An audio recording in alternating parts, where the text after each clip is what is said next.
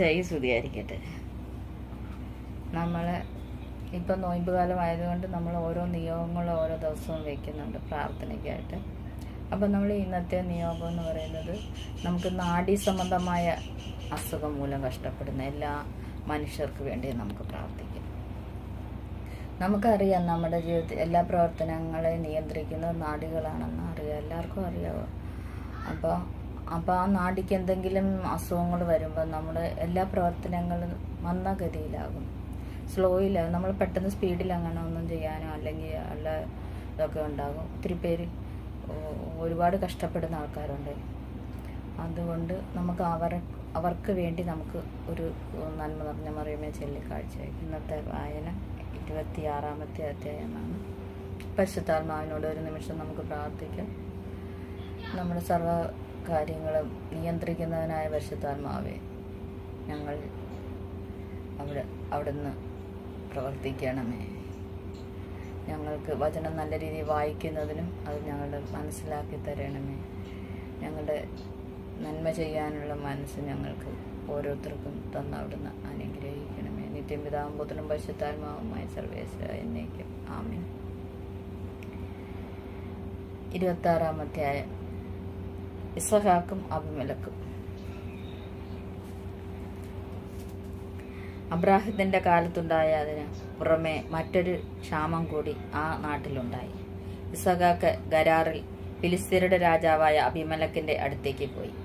കർത്താവ് പ്രത്യക്ഷപ്പെട്ട് അവനോട് പറഞ്ഞു, ഈജിപ്തിലേക്ക് പോകരുത്, ഞാൻ പറയുന്ന നാട്ടിൽ പാർക്കുക, ഈ നാട്ടിൽ തന്നെ കഴിഞ്ഞു കൂടുക. ഞാൻ നിന്റെ കൂടെയുണ്ടായിരിക്കും, നിന്നെ ഞാൻ അനുഗ്രഹിക്കുകയും ചെയ്യും. നിനക്കും നിന്റെ പിൻതലമുറക്കാർക്കും ഈ പ്രദേശമെല്ലാം ഞാൻ തരും. നിന്റെ പിതാവായ അബ്രാഹത്തോട് ചെയ്ത വാഗ്ദാനം ഞാൻ നിറവേറ്റും. ആകാശത്തിലെ നക്ഷത്രങ്ങൾ പോലെ നിന്റെ സന്തതികളെ ഞാൻ വർദ്ധിപ്പിക്കും. ഈ ദേശമെല്ലാം അവർക്ക് ഞാൻ നൽകും.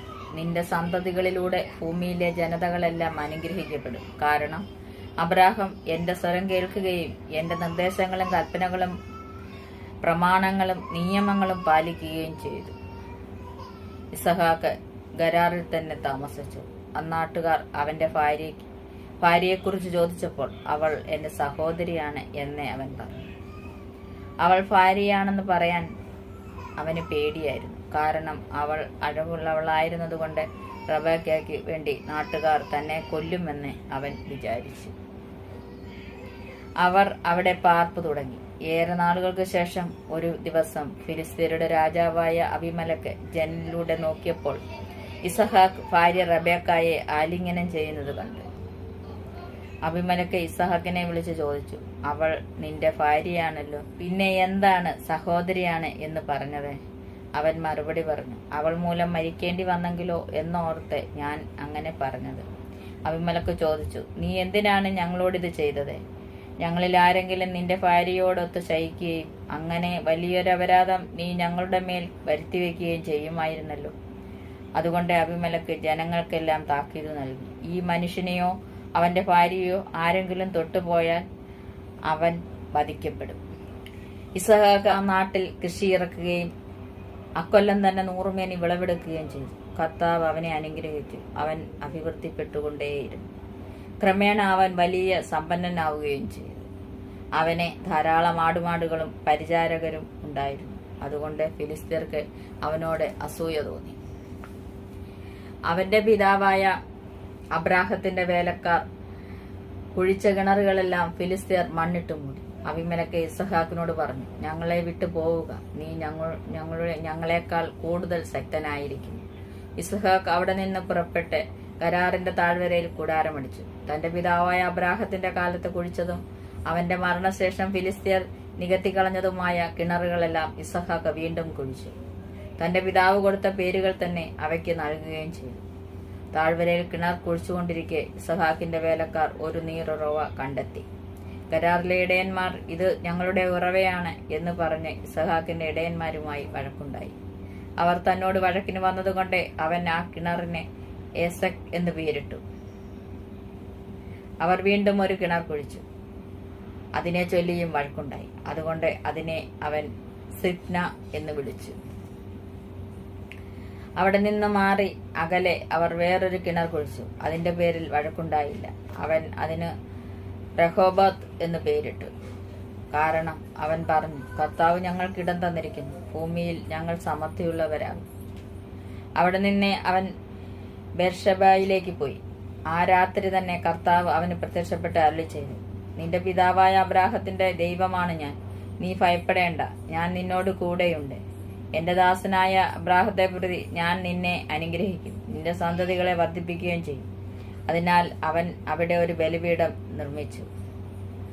കർത്താവിന്റെ നാമം വിളിച്ചപേക്ഷിച്ച് അവൻ അവിടെ കൂടാരമടിച്ചു. ഇസഹാക്കിന്റെ ഭൃത്യന്മാർ അവിടെ ഒരു കിണർ കുഴിച്ചു. ഗരാറിൽ നിന്ന് അബിമേലെക്ക് തന്റെ ആലോചനക്കാരനായ അഹുസ്തും സേനാപതിയായ ഫിക്കോളും ഒരുമിച്ച് ഇസഹാക്കിനെ കാണാൻ വന്നു. അവൻ അവരോട് ചോദിച്ചു, എന്നെ വെറുക്കുകയും നിങ്ങളുടെ നാട്ടിൽ നിന്ന് പുറത്താക്കുകയും ചെയ്ത നിങ്ങൾ എന്തിന് എന്റെ അടുക്കിലേക്ക് വന്നു?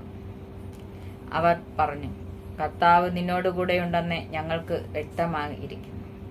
അതുകൊണ്ട് നാം തമ്മിൽ സത്യം ചെയ്ത് ഒരു ഉടമ്പടി ഉണ്ടാക്കുക നല്ലതെന്ന് ഞങ്ങൾക്ക് തോന്നി.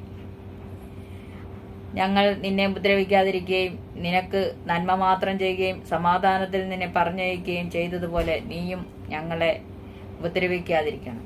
അവർ തിന്നുകയും കുടിക്കുകയും ചെയ്തു. രാവിലെ അവർ എഴുന്നേറ്റ് അന്യോന്യം സത്യം ചെയ്തു. ഇസഹാക്ക് അവരെ യാത്രയാക്കി. അവർ സമാധാനത്തോടെ അവനെ വിട്ടുപോയി. അന്ന് തന്നെ ഇസഹാക്കിന്റെ വേലക്കാർ വന്ന് ഞങ്ങൾ കുഴിച്ചുകൊണ്ടിരുന്ന കിണറ്റിൽ വെള്ളം കണ്ടെന്ന് അവനെ അറിയിച്ചു. അവർ അതിന് ഷെബ എന്ന് പേരിട്ടു. അതിനാൽ ഇന്നും ആ പട്ടണത്തിന് ബേർഷെബ എന്നാണ് പേര്. 40 വയസ്സായപ്പോൾ ഏസാവ് ഹിത്യനായ ബേരിയുടെ പുത്രി യുദിത്തിനെയും ഹിത്യനായ ഏലോണിന്റെ പുത്രി ബാസ്മത്തിനെയും വിവാഹം ചെയ്തു. അവർ ഇസഹാക്കിന്റെയും റബേക്കായുടെയും ജീവിതം ദുഃഖപൂർണമാക്കി. കർത്താവിന്റെ വചനം.